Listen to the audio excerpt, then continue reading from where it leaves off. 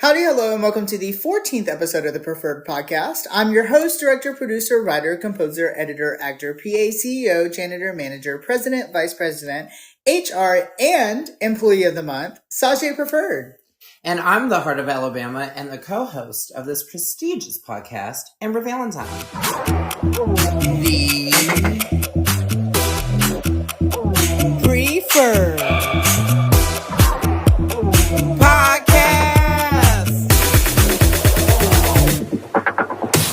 The end is nigh, and with no tears left to cry, let's get started with the day. With the topic of slay. Slay. Slay. We're taking a step behind the cameras, wig, and makeup for today's topic of slay, and diving deep into the life behind drag. Oh, slay. Yeah. So, first to get started off with, let's talk about how long we've been doing drag. Okay. How long you been doing drag, girl? No! I'll let you go first. But you're the host. But you're the co-host. But it's your show. The guest. It's your show. Fine. This is coming out beginning of April. So in like 2 weeks, I will have been doing drag for 6 years. Old. Yeah. And that's just guesstimating 2 weeks. Yeah, it's April 20th is my... It's on 420. Yeah, is my 6th drag anniversary. Slaying. Mm-hmm. I've been doing drag almost 2.5 years. Mm-hmm. November 2021. Did you face any like hardships with, I mean, not only your drag career, but also with your out of drag intertwining with your drag? Like, did you have any hardships of like, oh, I don't know if I want to continue doing this, or, oh, I don't know if this is right for me, or, you know, this, I'm tired of this happening at this club, or any of that? No, really the only thing that I struggled with was trying to find myself in my drag. Because the first year and a half of my drag, I was trying to figure out how to connect with my drag. Mm-hmm. I was too much in my out of drag sense to be able to connect with my drag. But once I was able to connect with my drag, my movie skyrocketed. Mm-hmm. Do you think like there were any situations that like out of drag really helped you power through because of drag? Because like I think often all the time, like if it wasn't for drag, I probably wouldn't be as like outspoken and like, mm-hmm. you know, shady, and like I feel like I have a huge characteristic for myself. Mm-hmm. And I know that sounds cocky, but I mean it's the truth. I feel like when a lot of people think of me, they think of shady, funny, quirky, like stupid. You know what I mean? So I started drag like 6 months after I moved here from Michigan. Mm. So I was still, I guess when I started drag, I was already in or that kind of way because I was already just met everybody. Mm. And they're the ones that talked me into doing drag. So like they were the reason for my drag. So I already just acted the same way around them. I was always shady. But even not even in that aspect, did you have like anything else that drag like kind of brought out of you or taught you in your out of drag basis? No? So you just been doing drag just to do drag? No. I've learned more about the like community and stuff, and that's a huge aspect because like I feel like, especially coming from such a small area that I came from, and a city. Knowing your queer community, your local queer community is a huge thing. And not even, especially as a drag entertainer, you should definitely... I guess drag didn't really teach me about myself. It taught me about others, if anything. Yeah. Do you see like a difference in yourself since you've started doing drag? Oh, 100%. Yeah. 100%. I would definitely say I see a difference in myself because, when the shadiness definitely came from drag. I was always trying to be like a little comedian before I started doing drag. And I was funny or whatnot, but I don't know. Drag really pushed me to go past boundaries. It's because we can nicely be mean to each other. Yeah. And we have an excuse to fall back on. Right. I'm a drag queen. It's okay. Right. That's how we talk in our community. Are you hating our community? Like, is that what's going on here? But even in the gender aspect for me, it definitely helped change me a bit. And I feel like a lot of changed me a bit. I feel like a lot of misconceptions. I'm going through change. You've never seen Big Mouth, have you? No. No. Well, I've seen a Big Mouth, but... as every man you've slept with. But exactly. That's why they keep coming back. Well, a lot of a huge misconception is a lot of people think you start doing drag and it makes you want to become a woman, and that is very much so not true. Not true. Not true at all. And I wouldn't say I fall into that misconception because I've always never identified as masculine or, and it just got to the point where when I started realizing, wait, because of the community of drag, because of seeing a different community and being around different people, I realized you don't have to be one way or the you don't have to be a cis drag queen. You know what I mean? You don't have to be a cis male, period. You don't have to be a cis gay male if you're a little fruity or if you are a little feminine. And so that's something that I definitely struggled with because of drag. And I really looked in the mirror and I was like, girl, well, you ain't never gonna be a man. I'm so weak. I said the same thing when I met you. And I mean, that's like just genuinely the truth. I've never rang man or masculine, and I don't, no. And I mean, a lot of drag has showed me that like I relate more as feminine and I feel more comfortable as feminine. So that's definitely something that has, changed for me through my drag, and that has helped me not only my personality, but I guess identification as well. Well, and I guess that's my thing. Like, I mean, really the only thing that I've learned more to be able to bring out more is my, like, the more feminine side of me, especially because where I came from, as most people like to say, I'm the straightest gay man out there. So, it helped me bring out more of my feminine side. That kind of helped me connect to my drag a little bit more. So, as mentioned, there is a misconception that it makes you become a woman, and that is so incredibly false. Like, that's not. Well, and I've never. I mean, I am a gay cis male, and so I guess I know that I follow that stereotype. So I just stay back and do my thing. So I can't be like put in the group. Yeah. But I mean, it's never even like, it shouldn't be looked at as like a negative thing to be a cis gay male drag queen. Like that's not a negative thing, but it also shouldn't be looked as negative for a trans woman to want to do drag, for a trans man to want to do drag, for a non-binary person, an AFAB person. Evidently, the gay cis man is like the straight versus gay. We're like the straight men of the gay community, pretty much. Yeah, and I mean it's where it's becoming, and it if that makes sense. It's like, I would say it made sense in my head. Right, exactly. But I mean, that's just how things go, and it shouldn't be looked as a negative thing. It shouldn't be looked as a positive thing either. It's just people coming to identities. Yeah, it's just people realizing who they are, and I mean, you never know someone's story. Like, you can never pinpoint, I don't know about you. If there's things that are leading to that, such as, randomly dropping everything at the flick of a second, that's a little questionable. But, I don't know. If there's a genuine connection with that gender identity, and like a lot of it does come through drag, just specifically because they were not able to transition at whatever environment or whatever age or whatever circumstance, so they did drag to kind of live that feminine ideal. And something that I realized for myself was, looking back at it, I was always obsessed with Tracy Turnblad. I always loved her story. I love how she was an empowering woman, and I always wanted to be her, and I always really like related to her story. And like, looking back at it, that was definitely like a sign. But I just never thought of it, because I mean, as our community we shouldn't really think about those things. Like, it should just be whatever the person wants. And I didn't think about it, so whenever it just popped up, I was like, oh, okay, well, what a girl wants, what a girl needs.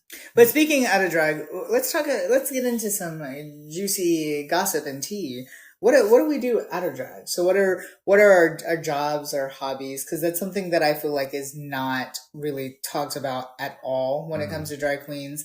And specifically, speaking of Drag Race, a lot of people don't mention, and I feel like season 15 was the main one that we saw like it really blossom, was drag queens day jobs with drag, and even before Drag Race, because a lot of instances, you'll have, if you get on Drag Race, you'll have a job up until it's announced, and then you'll probably quit your day job and do drag full time, which must be nice. Right. But season 15, Lucy Delusional, she was mentioned about her construction working job, and I thought that was very interesting, that we got to see that side of it. So yeah, let's jobs. I mean, it's pretty simple for us. We've always been very basic workers, retail. Yeah.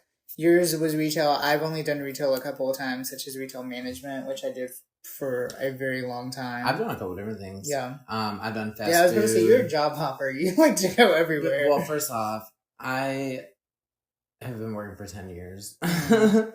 And things get stale after a while. Yeah.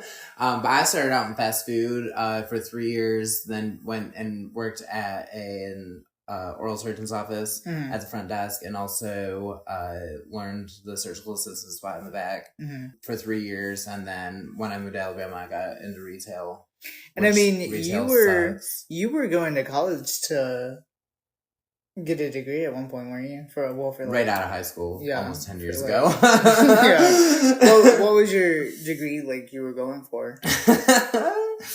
So I went to Baker College in Owasso, Michigan, and when I started to go, I did my fall semester for nursing because I did classes in high school to become a CNA. Decided when I worked in a nursing home that it wasn't my thing, so winter semester I did business. Figured out, which I feel like that's if you don't know what you're doing, you do business or you do marketing. Those are like the two, and those are both business. Yeah. And then I decided it wasn't my thing, so my spring semester was social work. And then I decided that I apparently met the love of my life and dropped out of college, and then life. Yeah. Marriage, divorce, all that fun stuff. Would you, because I mean, I went for a little bit and dropped out. I was going to be a high school English teacher. That's something I wanted to do forever. And quite frankly, with my situation, it wasn't a romance story or a romance breakup or a heartbreak. Mine was literally just, I had started doing drag through theater, which I was also going for a minor in theater at UAB. That's actually how I got to Birmingham. But I was getting more into drag, and I was like, well, I like doing this, and I don't really see myself being able to do this as a teacher. Which, I mean, some people do. Kalana Blue in Auburn, she is a teacher, and she also does drag, but I just didn't really see it for myself. And also when I was serving, because for the most part of my life, besides the few retail jobs that I've had, I've always been a server because, I mean, easy money. I hate it. I really do hate serving. But when I was sitting there, and actually it was at the time I was a store manager at a job mall. We won't mention the name. Hate her. But when I was making more money as a store manager than I would as a teacher, I was like, is it really like worth it? Because like, I mean, one, I'm paying money to be a teacher. And two, I'm not going to make money as a teacher. Right. And be able to do the thing that I love and like genuinely keeps me going in life. So, no. And I can't see myself. The only thing I could see myself going back for is business, just because like... It's everyone's last resort. Well, not even that, but like, which we'll get into it later, what like our ideal, objectives are in life. But one of my biggest dreams is to open up a club with drag and, like have it be a drag whole big venue and have everyone like be able to perform there and so on and so forth. But probably business, just because it would be easier. You know what I mean? Or marketing, because I don't even need to go to college for that. But would you go back or try to pursue anything with college? So actually, funny story. When I moved here 3 years ago, I was actually going to go to UA in fall of 2021 for fashion design.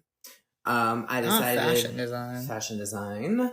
I decided not to go because I found out I had to live here for a year to be considered a legal resident here or a full-time resident here. So I was considered an out-of-state student, which is a lot of money. Yeah, it really is. A lot of money. I mean, I was going to go from paying like $100 to $11,000. And I was like, I don't understand where y'all think I have this. Even, so I decided not to go. I originally wanted to go to Atlanta for college, but it was like $10,000 more. So I don't think I will ever go to college.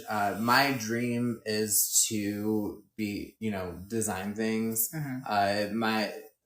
When I was gonna go to school, my ideal path was designer in women's formal wear. And then I started drag, and so I was like, hey, I can make stuff for drag queens, and make that out a career because I can learn how to do it on my own. I don't need college for that. And I mean, it does genuinely make a lot of money. And then eventually, I actually also would love to have my own club to be able to have drag, have all kinds of drag, have all kinds of vibes for everybody. Yeah. And I mean, that's the only, and even then nowadays you don't have to do colleges. I don't want to say college is a scam because education is definitely useful and important, but the money. I think it's just certain things because, if you go to school to become a doctor, then that money's worth it. Yeah. But if you go to school to become a music teacher, it's not as important, but it is because you need to know things to teach. Yeah. So, yeah. I don't know. I agree. I don't think college is ever in the books for me. I really honestly would like to do drag full time, which is a very stressful and highly impossible situation. Not highly impossible, but it's very hard to get to that point. And I mean, a long time. Yeah, that's just a journey that it has to be journey. You just gotta be patient. Yeah, you gotta trust the process. And I mean, ultimately, when it comes down to is drag is literally like I wake up thinking about drag. I go to work, I think about drag. I like even to this day I took and you know this, anyone who's really, really close to me knows this. I took a smaller job, not in money, definitely not in money. We know that. But I'm like a workaholic. Like I had to constantly be working or else I freak out. And I went from working 5 to sometimes 6 days a week to working 3. So like 3 to 4 weeks. Just simply to focus on drag. And is that job good? No, it's good money. I mean, I literally am a server still at a comedy club in Hoover, Stardom, if you've heard of her. But I literally make more than I did as a store manager. So it's very like reasonable money and good money. It's just the fact that I've hated serving since I started serving at the age of 16. And I don't want to do it anymore. But I took that job in that industry that I do not like at all, just so I could have more time to focus on drag. So like it's easy work for you too. It really is. Like you literally just take orders, put in their orders, and you don't even run their food. Like you just talk to them. That's it. It's ridiculously easy. And it kills me for the most part because it's so easy and I'm just like, girl, where's the beef? Like where's the tea? What's happening? Like why is it so slow? But she pays the bills, so fine. And I mean I get to focus on I was drag because there's extra money for drag now. Yeah, I literally get to focus on drag from Monday all the way until Thursday. So slay. Time, but fine. But I mean, that's the only place I could ever. And your job works very well with like days off that you need and stuff too. Yeah, and I mean the only situation is if I have a show on Saturday, that's a little less of an income for that week. But if I'm doing drag, it's it does get sticky because I like to make the money I earn from drag to go back into drag and so on and so forth. But sometimes it's being worked out. Yeah, it's being worked out, but. Obviously, we've seen changes through ourselves within drag. Do you see a change through yourself in the future? Like for your personal life, where you want to move, what you want to do? I mean, I know personally for me, I want to go to Chicago, do drag full time in a story that literally helps me, myself, my drag, period. But I mean, besides opening up a club in the near future when I'm like in my 40s or 50s and just booking the girls as an old queen and hosting the shows, like that's really And it sounds like a sad life, but that's when we don't bug no more. yeah, definitely. That's when the kitty don't splitty.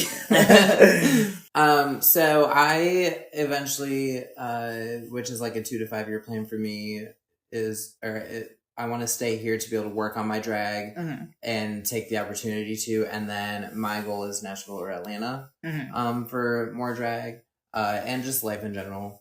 Because, eventually I do want to be with somebody, and Birmingham is not the dating place. No. Well, I mean, also, when it comes to drag, you gotta find a city. Like, that's the biggest thing, is you gotta find a big city. Exactly. And if, you want to stay, like, my main place was Atlanta for the longest time, but some situations happened. I saw some perspectives that I did not like or did not want to see. So therefore, I love Atlanta culture. I love Atlanta gay scene, the Atlanta gay scene. It's incredible. I kind of thought about California too. California is nice. Actually, when I went to California the last time, I told you and some other people that I really was like obsessed and like genuinely thought about moving there. But the issue with California is so many issues. They're always on fire. Yeah, and also it's becoming overpopulated. I mean, everywhere is becoming overpopulated. Like, a lot of drag queens or queer people are fleeing to Las Vegas, and now that's becoming overpopulated. Well, New York's the same way. New York's always going to be overpopulated. It's literally people built on top of people. Like, there's no helping that. It's either... Which I wouldn't mind becoming a New York queen. Overpopulated or flooded. Like, that's... one or the other. I don't know. We shall see where it takes us. Life is not easy, and drag is definitely not easy. No. Drag has taken over my whole life. Very much so. I can relate to that, as mentioned. And we joke all the time about we're quitting drag, we hate drag, and it's the thoughts are real. The thoughts are real, and they're very active, but.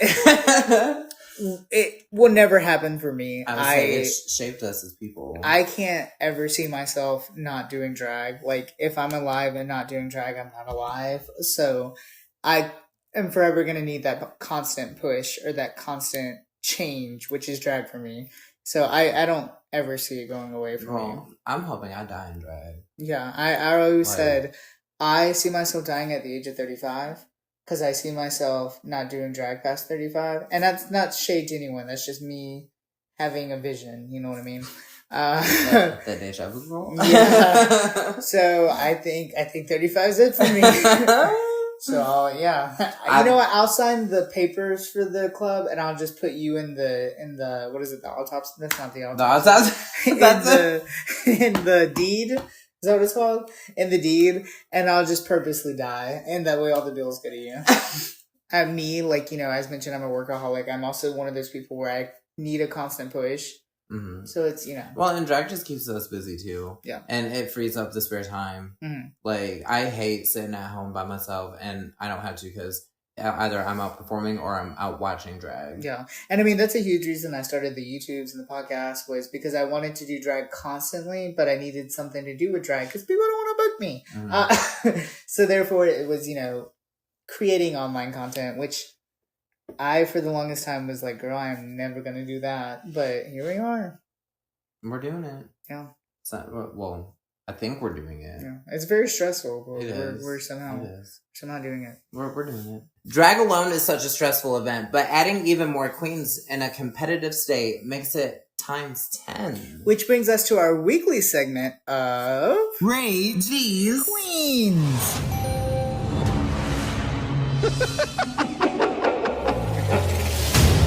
After a very disappointing and sad episode last week, we return with high hopes of Drag Race royalty. Got high hopes for I hated that song so much. So let's turn our view to a review. So, as mentioned, last episode was a very sad episode. Let's have a moment of silence for Dawn. Yeah, Dawn just went home. I'm flushed. I said a moment of silence. You gotta be silent. I'm flushed. Get it? Because it was Anyways. So, I thought it was funny. I thought it was very funny. We also see that we were not the only ones, obviously. Saphira was very gagged to see this. She even said that it looked like a chihuahua and a pit bull on stage when they were fighting for their lives, which I thought was very funny. We saw that it definitely hurt Morphine, which I'm glad to see because the should be suffering from sending my Dawn home. It wasn't her fault they picked that song for her. Yeah. Broken clavicles or just meat? Me. That's what she says. But we're at top 5. Top 5. Top 5. We're almost there. Yeah, and Saphira is on a huge winning streak. Mm-hmm. She now has 4 wins under her belt. And Plain is feeling pretty unstoppable as well. She feels like now that she has overcome her fear, she can do whatever she wants to do. She's right behind Saphira. Yeah. She literally says, "What can't I do?" So she's feeling mighty powerful. The queens walk in the next day to find Monopoly. And they start playing Monopoly. This is the drag Monopoly, and I love to see it. They're eventually interrupted by RuPaul, which I thought was so rude. I would be like, "Can I please finish my game?" Finish the game first? I'd be like, "Come on, girl, I was winning." Especially like Dragopoly. Like yeah. She then welcomes in the Drag Race Live dancers, and we find out the new Maxi Challenge is a makeover. Oh, yeah. I'm excited. And with the dancers, they also had to choreograph a breakout dance number, which I wasn't expecting, but makes complete sense since they're backup dancers. Mm-hmm. And immediately I started thinking I would get so much help from the backup dancer. And we see this, we'll talk about it as we get into it. Mm-hmm. But I would be like, "Girl, you want to do all this?" Right, exactly. For real. So that would be something I would use. And something that we see is feared by the queens when they see these burly men, as Plain says, is the heels. They immediately become so scared of the heels. Mm-hmm. And the fear of men in wigs, which we hear Plain and Dawn. Oh, I'm sorry. Plain, because she looks like Dawn. I'm so weak. And she looked like Dawn. Plain's partner, I don't remember their names. It was literally like a grown man version. Yeah, it literally looked like Dawn.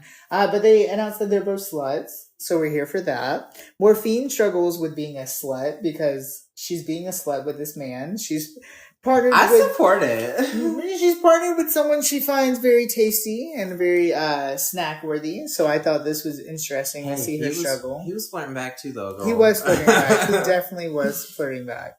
Someone who was not flirting back was Nymphia's partner, who we find out is straight. Yeah. Is a straight man. I did not expect that. He's also in a relationship, in a marriage with an Australian woman, which I thought was even more of a gag. Why is he not on Down Under? Right, exactly. They need support. Saphira and her partner are feeling very competitive. And they struggle a lot with the masculinity of the guy, but they get through it. Sabotage is eventually mentioned though throughout the girls, which I thought was pretty interesting. Mm-hmm. But we dropped the saboteur for a very nice competitive walk-off, which mm-hmm. I thought was gaggy. A lot of these men can walk in some heels. Definitely the ones that did. I didn't think they were gonna. Yeah. And I mean, it kind of makes sense because they're obviously backup dancers for drag mm-hmm. queens. So more than likely in some scenes, they probably had to wear heels. Mm-hmm. But they were definitely serving. Even the straight one was serving. Mm-hmm. I was glad. Oh, yeah. And I think he was one that said he'd never been in heels. Yeah. And he worked it. Mm. Tugging tutorials start to happen in the workroom. Class has started and bananas are out. Of course, this class is led by Nymphia, the obsessor of the bananas. She should not be a teacher. These tips are, she should not. Because these tips are crazy and painful. And Morphine tries to jump in. Oh. And I'm like, girl, you put tape around your what? Who does that? No. I don't know. I could be crazy. I've, heard from a mighty emperor. Her name is Trinity, mm-hmm. the Tuck. And she told me that you never want to put the tape on the skin. And if you do, you want to use, an adhesive. Let alone take the tape and wrap it around your ding-a-ling. Who does that? The ball. Yeah. And then, no. Together. Put them together. I'm also sitting here thinking, girl, you must go through a lot of tape to wrap the whole entire thing like a Christmas present. Right, because that whole piece she pulled off, it went around it. I don't understand how that makes sense. I don't know. Nymphia's was painful, the squeezing method, but it made sense. Right.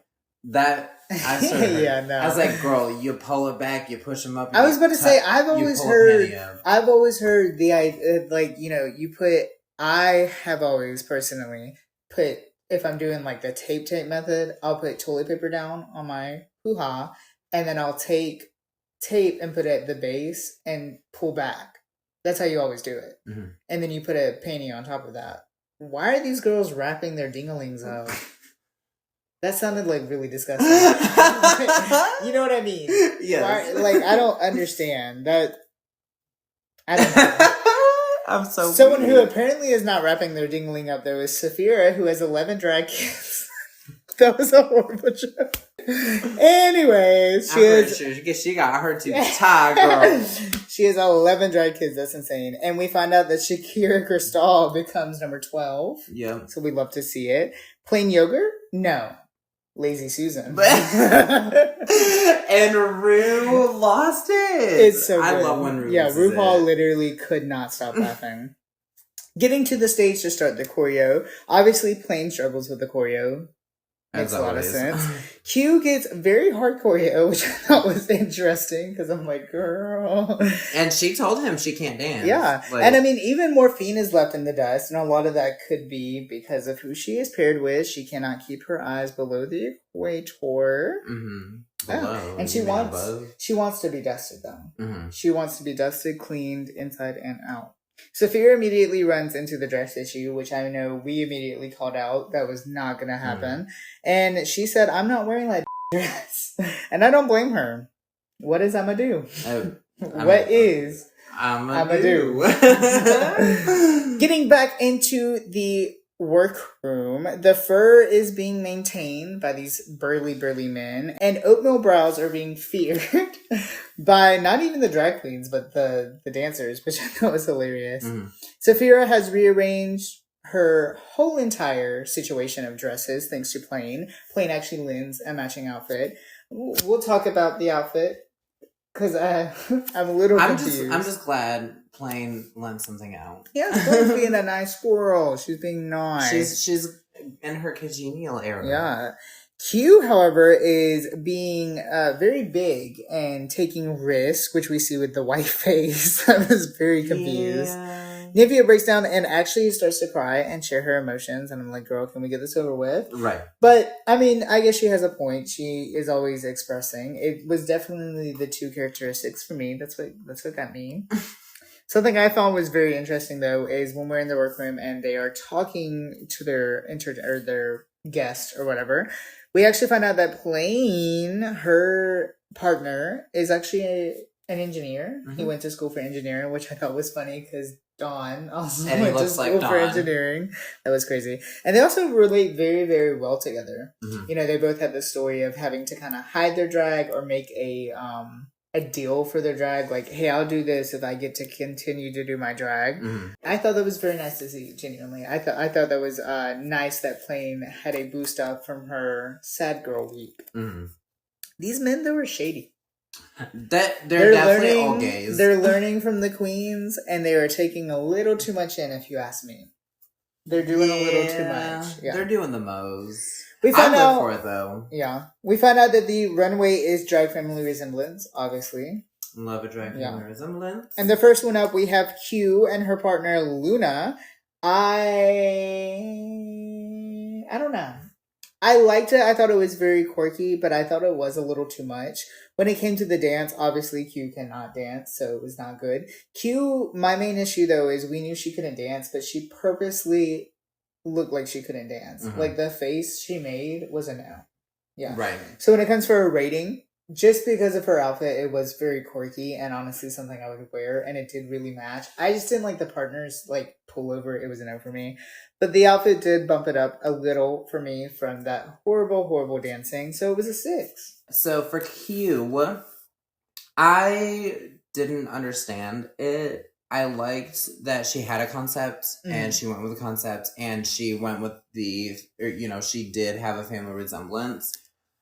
The little dance part that they did, I agree with, I think it was Michelle when she said that she can't dance and it was moves that she herself could do, even though she still didn't do them well. The choice. So I think I appreciated her outfit a little bit more.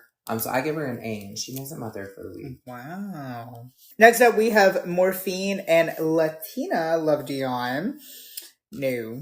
I immediately thought, wow, that's a man. Yeah. That is a man. Yeah. And obviously it's a man, because Sajay, hello, duh. She looks like Morphine's mother. It's bad. But the issue is Morphine knew of the muscles and did not decide to cover it up. Mm-hmm. So, whatever. And the And nude the part, tattoos. the nude part that we thought was a breastplate, I thought it was very boring. I thought it was manly. The outfit was nice. Mm-hmm. I will say that. Mm-hmm. As far as the dance, they did the dance to a T. However, I don't know. It just, the illusion was not illusioning for me, and it was very no for me. And I'm also, Morphine painted a really good face, which everyone was expecting, but it wasn't the best, I feel like. So for me, Morphine was sitting at the bottom for me with a 2. When I saw Morphine's, the first thing I thought of was daughter? ? Yeah. Because her partner looked definitely like 40 years older than her. Yeah. But looked like her. Mm-hmm. Is that what Morphine's gonna look like in the future? Girl. The outfits were definitely very local girl stage outfits. Boring. Very simple. I was not a fan of that. However, Miss Latina can walk, girl. And her walk was everything. She slayed the stage. I feel like she upstaged Morphine a little bit, personally, even though she looked hideous. And I thought they slayed the dance. So I give them a 6. Next up, we have Nymphia and Juanita win. I loved the colors. The colors were incredible. The makeup was really, really good, as well as the hair. As far as the dance, it was boring. They were off. Specifically, Nymphia was off, and I was like, ooh, girl. Anyways, for me, it was just overall kind of meh. She was middle of the week. It was a 7. When I say Nymphia, I said yellow. Again, that was my main issue, yeah. However, I loved the concept that she did. I loved the feathers. I agree. I think she should have wore the purple and put her partner in the yellow if she wanted yellow in it, because that would have pulled her away from the yellow a little bit. The dance was lacking. I think they were trying to be a little too comedic, and so it just kind of pulled them away from it. Yeah, so I give them an 8. Next up, we have Mother of All, Saphira and Shakira Crystal. I hated the skirt on Saphira. I was very confused. I was like, we saw in the workroom that you did not have the skirt with it. Why? It looked disgusting. I could definitely tell that Shakira's outfit was plain, because it looked something exactly like plain would wear.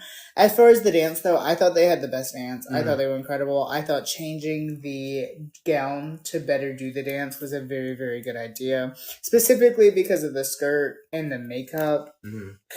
It's a 7 for me. Family resemblance? There was none. There was no resembling. The only thing that resembled was the color that they wore. The performance was everything. I loved the orange idea. Just the outfits were not a good idea for either of them. Their dance really kind of is what pushed me a little bit more for them, because, as you said, they did have the best dance. So I give them a 6. Next up, we have Plain Jane and Lazy Susan, who I thought was serving. I thought this was so incredibly good. They immediately looked like the same exact person. I mean, not the same exact. I thought it looked like Gothi. Yeah. That could be me. Dawn looking like Gothi. Whenever it came to the dance, however, I mean, they were good. They were great. I thought the dance moves were incredible. I did think that Miss Lazy Susan did overshine Plain just a tad bit. So, let it be. Whatever. It is what it is. But for me, it was the best with a solid 10. Okay. So the first thing I wrote down for Plain was yes. Because it was everything. Lazy Susan, 8. Plain, 8. For both of them, body, face, the twin look. And can we talk about Susan's walk, girl? Lazy Susan ain't lazy on the walk, okay? So their dance, I personally feel they 8. Yeah, they are a solid 10 for me. I was living for it. I loved it. They were definitely the best. And Susan definitely did kind of outshine Plain a little bit. However, I do appreciate the idea of letting your guests stand out a little bit more. You just don't want them to outshine you. Yeah. Getting to the runway for critiques, Nympia's partner wants to f*** herself. Yeah. I thought that was very interesting. Shakira's makeup is very rough, and I did not realize this until we got to the runway, and that's the main reason why I kept this portion in here was to talk about it because it was very bad. And like I said, I did not see it was that bad until we got to the runway, and that immediately lowered my score for Miss Saphira. And we see that Michelle like gathers Saphira for this. She's like, "Girl, y'all don't look alike. It looks like a mess." Yeah. And this is really when I noticed that Lazy Susan resembles Gothie a lot because it's very identical. Her padding is so incredibly good. It's everything. It is so good. Plain really, really gave life to a monster here. Like I'm scared for the world of Drag Race. I would literally, if I ever had the chance, I would pay Plain Jane to put me in drag, full drag. Like through this though, through her dedication and her incredible work, we see that Plain gets her 4th win. Slay. Yeah, congrats. And we also see that Morphine and Saphira end up in the bottom 2 for the episode to the song Miss Me More by Kelsey. I'm going to let you say the last name. Ballerini. Yeah, I cannot pronounce that at all. First thing I noticed about this lip sync is Saphira has Barbie crotch. Yeah. Interesting. Yeah. Interesting. Full on Barbie crotch. This is apparently a very controversial lip sync, but ultimately, through and through, Saphira wins. Even though she shouldn't have, but I mean, it is what it is. I do think Morphine did too much, and of course I wanted Saphira to win. I don't know. I can't really tell if I'm being biased, but I genuinely think Morphine did way too much at the beginning. But that also could be because Saphira did the slow and subtle thing, and the comparison just made it look too much. I was like, because Saphira didn't do enough for it to me. But through Morphine now being officially gone, we are with top 4. Top 4. Yeah. So whose team are you on? Plain Jane. Oh. Even though I know who's going to win. I would say I'm definitely Saphira or Plain Jane, specifically because Dawn is no longer there. And I honestly don't really care. Dawn. And I honestly don't really care for neither Q nor Nymphia. So. Hey, this was the top 4 I predicted, though, for the most part. I honestly thought Plain was going to be like 5th, and Dawn was going to be in the top 4, or Q was going to be 5th and Dawn was going to be in the top 4, but I'm satisfied with Plain. Yeah. We find out next episode is memoirs and books, and we also see that they're a little confused if it's going to be a top 4 or not. So I guess it's under mysteries at the moment. That's what I know. I mean, we're having a challenge at top 4, so that's already kind of weird. You know what I mean? And it was confirmed to be a challenge. Like, they were talking about the challenge. So, I don't know. We'll see. It's now time to jump over the pond for the most recent episode of UK versus the World Season 2. We had Scarlett just went home, barely making it to the cut of top 4. And she went home by Anaconda. Yep. Which I thought was pretty gaggy. And yeah, we're now at top 4, which is the Grand Dame, Anaconda, Marina Summers, and Tia Coffee. Which one do you prefer? I don't know. I'm just kidding. But this is Tia's first top 4, and she's the only one who hasn't made the top 4 out of anyone, which I thought was very interesting. We talked about how the other 3 were all runner-ups from their franchises. Well, technically, because Anaconda was, she's labeled as runner-up, so she's considered runner-up. We also found out that Tia actually chose Scarlett's lip sync, which kind of makes sense. I was looking for a little bit of juicy tea with her choosing Marina, but that did not happen. And it's time for a reunion. So we're getting a reunion before the lip sync for the crown, and this one is hosted by Michelle, which I thought was interesting. They're definitely testing waters here. I loved this idea of doing a shorter reunion and then going right into the crowning. Yeah, it was definitely spicy and shady. Everyone, for some reason, was immediately concerned about why they got eliminated by their person. And I'm like, girl, shut up. You know why you got eliminated. Right. Don't ask. Like, no one's elimination was super gaggy. Calm down. Right. Then honestly, that was really the only actual drama yeah, of the whole season. We do find out that the Miss Congeniality for this season is a Rancha, which I'm super, super excited by. Then we go immediately into the lip sync SmackDown. Yeah. We're ready to see who's going to take this crown. And something I thought was so cute was we had the wheel, and we actually had a gag with the wheel. Whoever had the most, or however many repeater badges you had, was multiplied on the wheel for your names, which ultimately doesn't matter because it's only to see who goes first. So, right. Yeah, whatever. But Arancha gets to spin this. Arancha gets to spin the wheel, which I thought was super quirky. And she's wearing her little congeniality sash. Girl, that time of night. Marina and Hannah are our first two to go up, and they lip sync to "I'm Out of Love," which was a pretty interesting lip sync. And through this, we see Hannah wins. Yeah, everyone was concerned that it was not going to go that way, even when it was announced. Hannah said, well, Doc. And Marina did horrible during that. Yes, she did not do good. She did horrible. She was rightfully placed where she was. She was a little tired. Unfortunately. But next up, we have Le Grand Dame versus Tia to Boogie Tonight, which we see Tia win. Yeah. I don't know why. Yeah, I'm very confused. Le Grand Dame should have won. Le Grand Dame really They barely even had Le Grand Dame in the edit. Yeah. And something I pointed out was they actually kind of cut her out a lot of the scenes. Yep. And showed Tia on purpose. Yep. But whatever. Thus, bringing us to our top two for the season. We have Hannah versus Tia. And they lip sync to Your Disco Needs You by Kylie Minogue. Come on, this Kylie. was a, yet again, pretty interesting song. And I'm so confused why Tia needs a prop for every lip sync. Because she don't know how to lip sync, girl. Yeah, literally. But through this, we see the winner of the season is, spoiler alert, Tia Coffee. The queen of the mother-tucking world. Yeah. And we also, something that I thought was funny is Lube returns to crown Tia, obviously. I'm so glad they brought her back. Yeah, me too. She looks incredible. But when RuPaul is talking about being the winner of 50,000 pounds, Blue's like, wait, what? Her face cracked, mama. I thought it was hilarious. And then she's like, girl, I thought it was a joke. Yeah. And they were like, no, girl, we were being definitely serious. And RuPaul says, sorry, Blue. Sorry, Blue. Honestly, though, congrats to Tia. She worked her butt off for it, but I'm controversial towards it. So that is that. I don't know if I have an opinion on it. I do. I have lots of opinions on it, but yeah, I kind of knew it was gonna happen from I was like, because we talked about it by like the third episode. Yeah, I was like, it's either gonna be Gothi or Tia, and I feel like when they did not see Gothi going far, they were like, well, there you go, Tia. Yeah. But don't forget to catch the new season of RuPaul's Drag Race, season 16, which is still going on MTV every single Friday. And of course, come to the channel every Wednesday to listen to us rate these queens. New. April flowers are in full bloom, and so are we here at the Preferred Channel. With so many exciting new things to come, let's get into it. Yeah. Yeah? Yeah.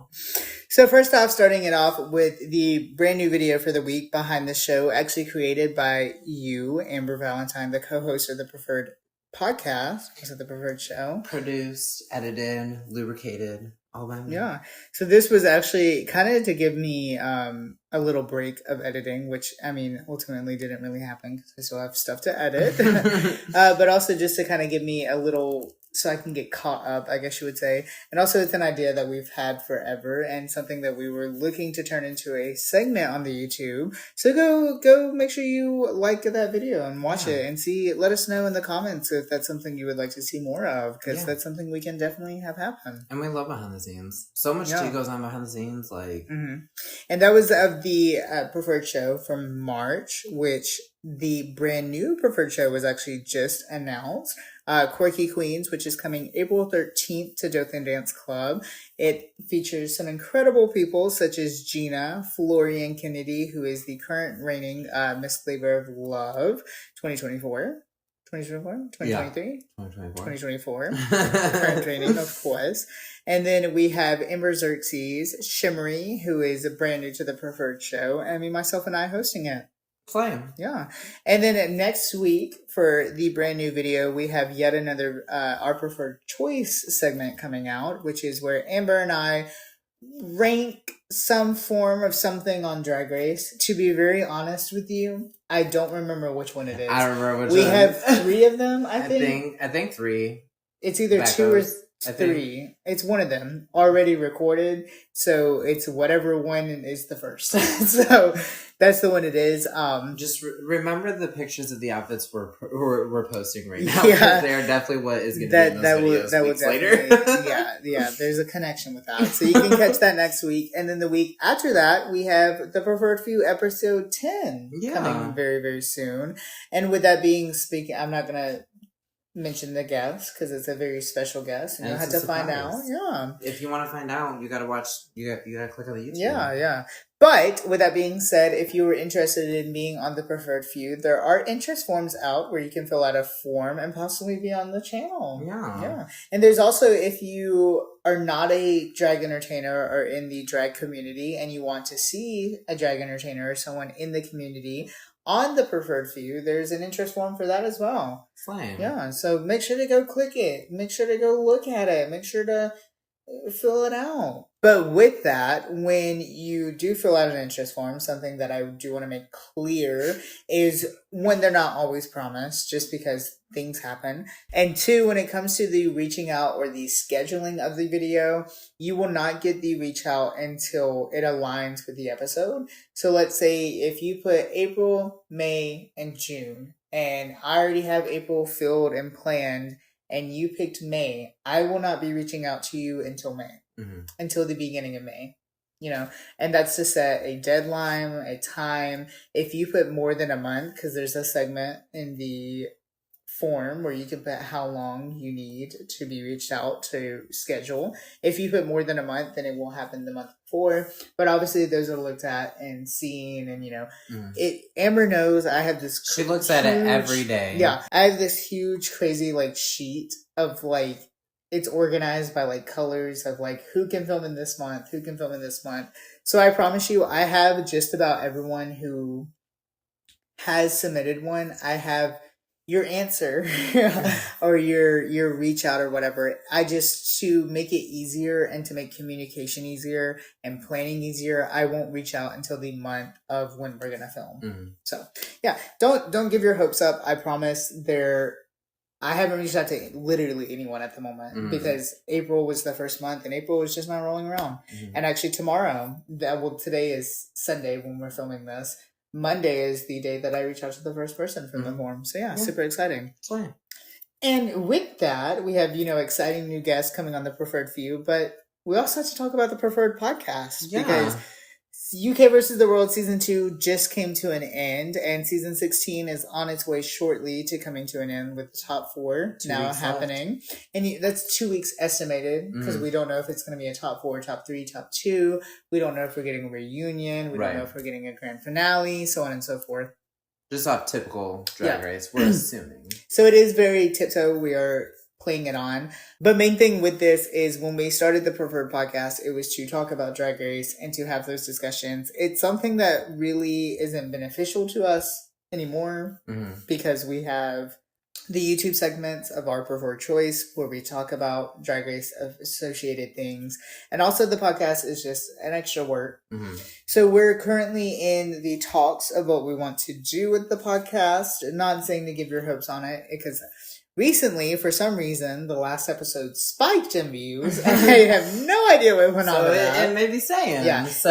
And to be quite open and quite realistic with you, that was the main issue, is the podcasts were not getting as many views as the regular videos. They were taking away from time of editing the regular videos. And it just was something that's definitely being looked at with an eye. And I openly knew when going into the podcast that it's not something that's going to happen all the time. I wanted to do seasons and breaks. So point being is there will be a break of the Preferred Podcast. If it will return, that will be discussed later on. However, I can tell you that there is a brand new exciting segment that will be taking over the Wednesdays. It's going to be a lot shorter, a lot easier, and a lot quicker. Similar, I'll give you a little hint, similar to what we're doing now. And it's going to be Wednesdays. We haven't discussed if it's going to be every other Wednesday, one Wednesday a month, or every single Wednesday. However, it will be myself and Amber doing a virtual little talking. So stay tuned for that, and stay tuned for the end. The end is 9. We talked about it in the beginning. The end is Nah. The end is y'all.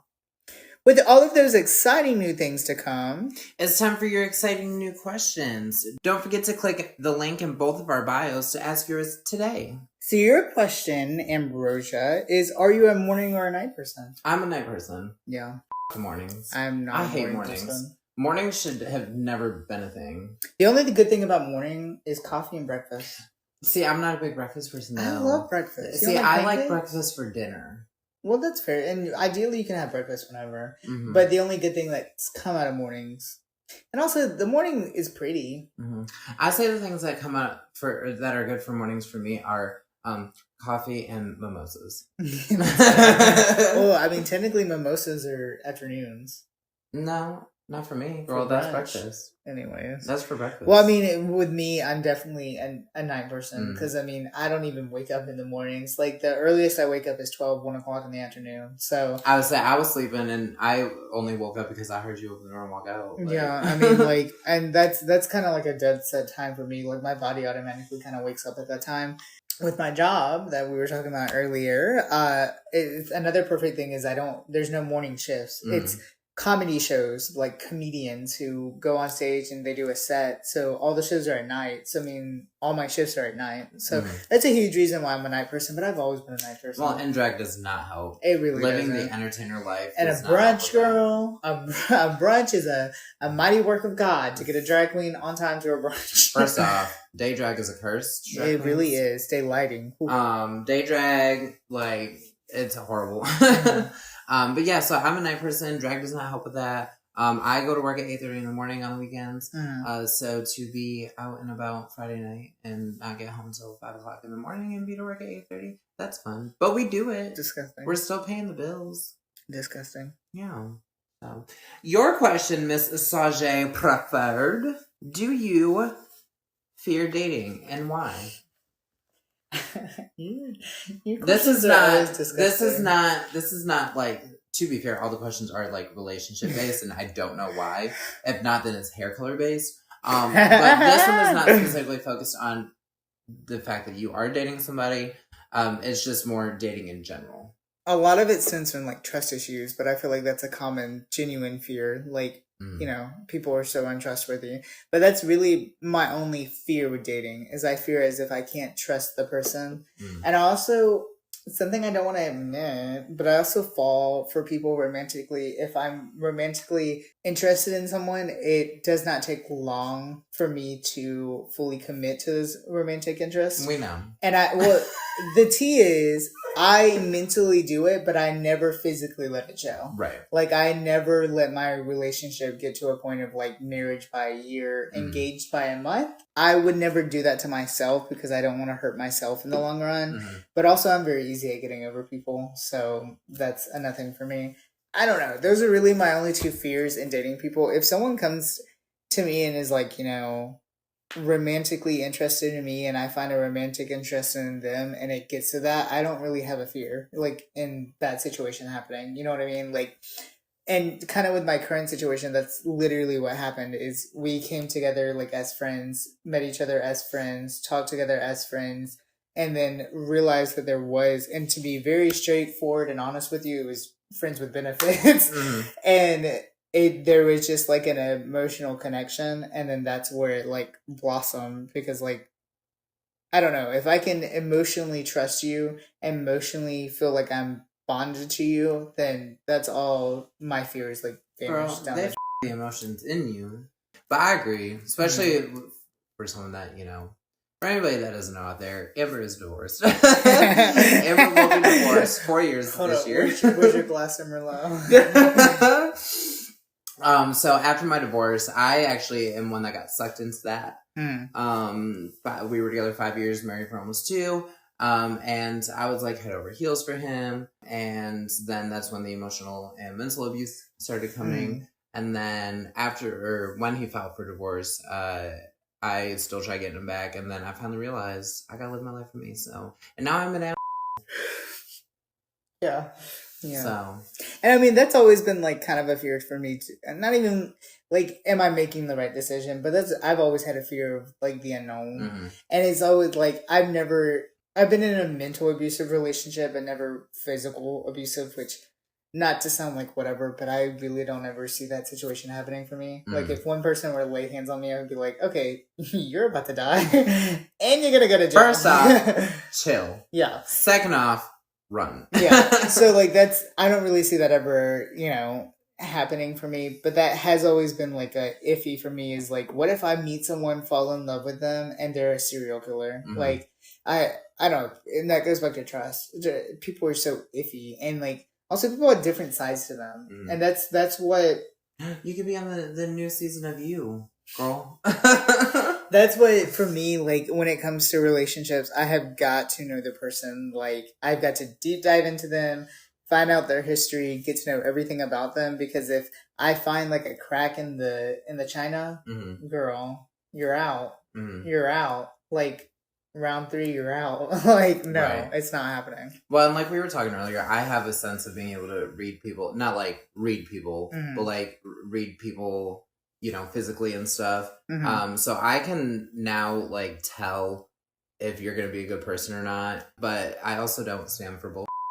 So don't forget to click the link in our bios to ask your question today. Well, what are you waiting for, partner? Go round them boys up and ask y'all's questions today. Gon' get your voice. Gon' get. With us being all talked out, it's time to end the episode. Make sure to follow all of my socials at The Only Preferred for brand new videos, shows, and looks, and brand new videos of the brand new, the newer new news, the Preferred show. Yeah, the brand new, the Preferred show coming soon to Dothan, April 13th at 11 p.m. Yeah, slay. While you're following her, follow me on all my socials at Amber_V_Valentine for new looks and new videos. And if this video kicks off, some behind the scenes content. Yeah. Make sure to go watch that video. It is now on the YouTubes, and comment to tell us if you want more of that content. And comment on this video to let us know who your favorite was in the episode of RuPaul's Drag Race. And follow for more episodes of the Preferred Podcast every Wednesday on Spotify and YouTube. It's been nice talking. And we'll talk to you later. As always, stay preferred. And full of love!